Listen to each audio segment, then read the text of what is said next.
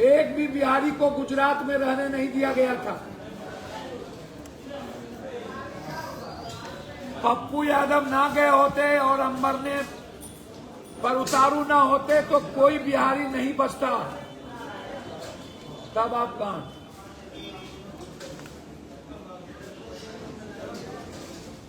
जब मेरे बच्चों को एग्जाम देने वक्त पीटा जाता है तब आप कहां? जब हम कमाने जाते हैं तो हमको लात मार के भगाया जाता है तब आप कहां? चुनाव आया तो याद क्यों आए? जब आप कटिहार नीतीश जी के साथ आए थे, 5,000 करोड़ रुपया बाढ़ में देने की घोषणा की थी, वो पैसा क्या हुआ?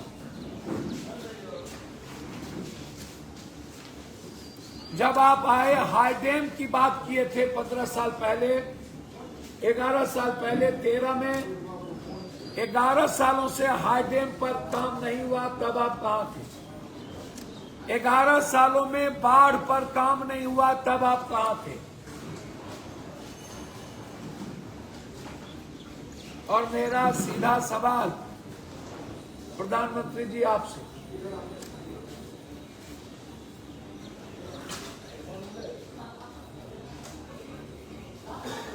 आपने मध्य प्रदेश को, गुजरात को, महाराष्ट्र को रोड के लिए, इन चीजों के लिए कितना पैसा दिया?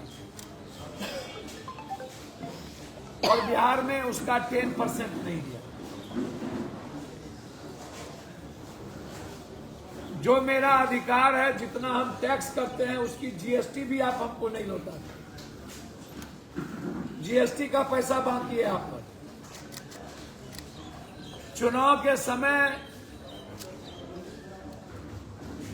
जब आता है तो आप नौकरी की बात करते हैं, 5 लाख घर की बात करते हैं। ये जुमलेबाजी नहीं है तो क्या है?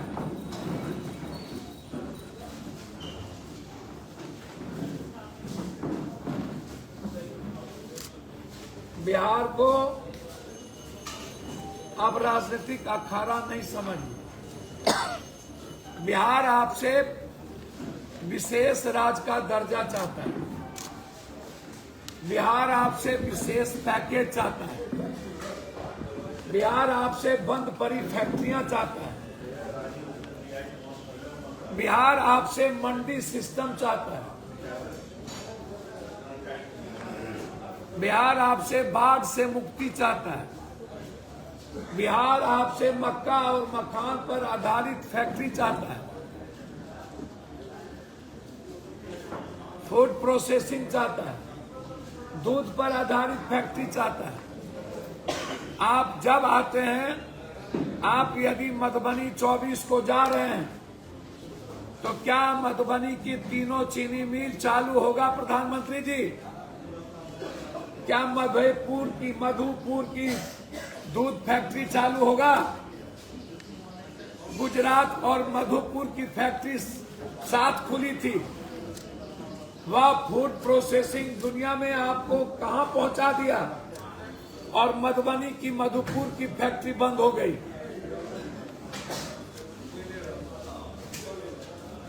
दरभंगा का पेपर मिल बंद हो गया। सहरसा का पेपर मिल बंद हो गया। मधेपुरा की स्लीपर फैक्ट्री बंद हो गई।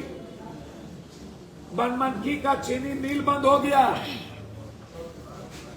कटिहार का 3 हिस्सा जूट मिल बंद हो गया। आप भागलपुर गए, सिल्क पर नहीं बोले। आप भागलपुर गए, बंदूक फैक्ट्री पर नहीं बोले। आप भागलपुर गए, सिगरेट फैक्ट्री पर नहीं बोले। फिर आप आ क्यों रहे? मेरे अंगने में तुम्हारा क्या काम? आप आ रहे हैं तो मक्का और मकान की न्यूनतम मूल्य और बाजार को स्थापित करिए। आप आ रहे हैं तो मधुबनी के तीनों चीनी मिल बंद की घोषणा करिए। आप आ रहे हैं तो मधुपुर की घोषणा करिए। आप आ रहे हैं तो सहरसा में एम्स की घोषणा करिए।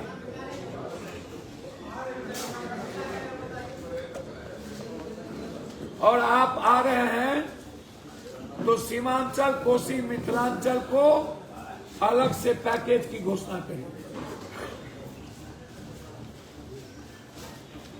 क्योंकि सबसे ज्यादा पलायन और गरीबी सीमांचल और कोसी,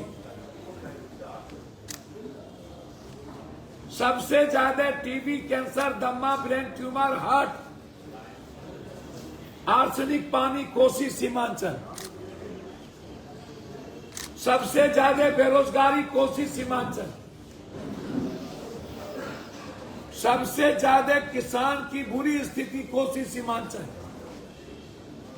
तो आप हमको विशेष पैकेज नहीं देंगे, हाई डैम की घोषणा नहीं करेंगे, आप सहरसा एम्स की बात नहीं करेंगे, और पूर्णिया में यदि आप हाई कोर्ट बेंच और उपराजधानी की घोषणा, डबल इंजन की सरकार नहीं होगी, तो सीमांचल और कोसी में इस बार एनडीए का खाता नहीं खुलेगा।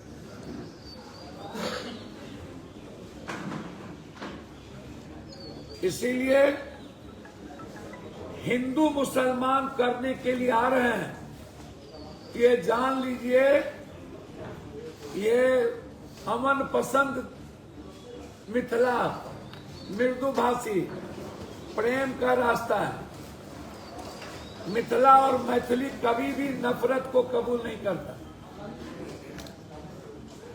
हम बड़े बड़े नफरत को खत्म किए हैं।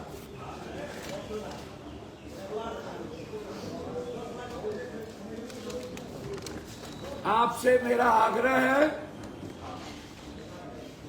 कि आप 5 बार आइएगा और 10 बार आइएगा, चुनाव में ठगिएगा, क्योंकि बीजेपी के पास आपके अलावे कोई चेहरा नहीं है।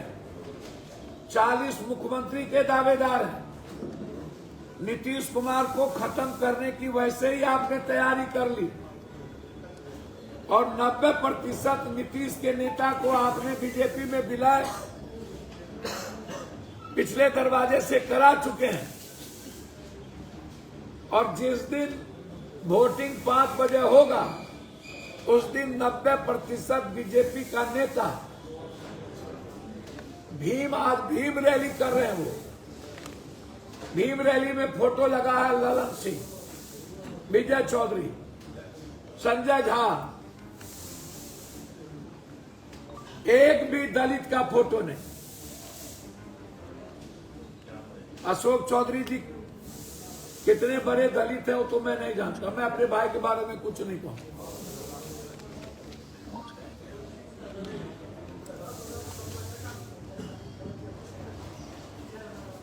नीतीश कुमार को लगभग खत्म कर चुके हैं लोग।